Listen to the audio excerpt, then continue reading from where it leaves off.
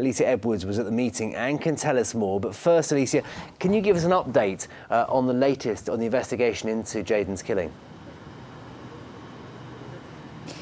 Yes, well, so far the police are yet to make any arrests in relation to this incident, but they have recovered the car that was used to knock him off his moped on this road here. They found the car itself yesterday afternoon, less than a mile away from here, and they are now doing forensic examinations on the car to see if there's any more that they can find, so that they can find and arrest the people who have done this. Now, this evening we have heard from Jayden's family, who came back here to the scene and spoke of Jayden, saying that he was hoping to have a career as a boxer and that he was in no way involved in gangs.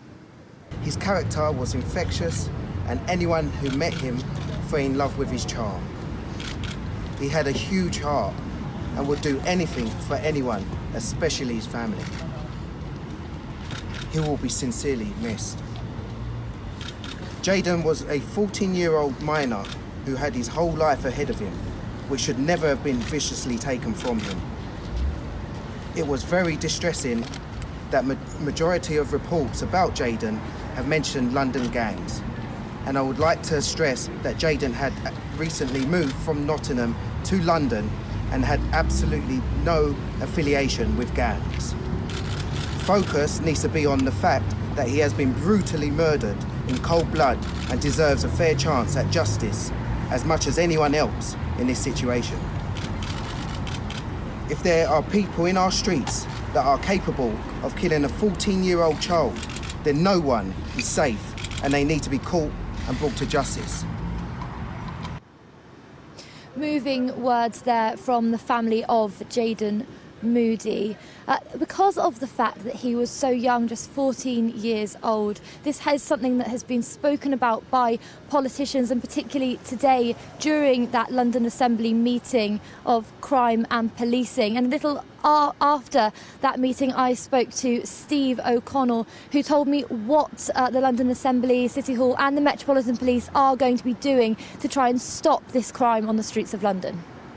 I think that's really brought home at this early part of the year how important it is that the Mayor and the Met concentrate on this issue of violent crime. We've had a bad start to the year and we want a better year this year for Londoners, so we will be impressing upon the Mayor and the Met that they've really got to treat this as the absolute #1 priority to keep Londoners safe. Clearly it's the Met's responsibility to arrest and to take the criminals off the streets and to prevent the crime as much as possible.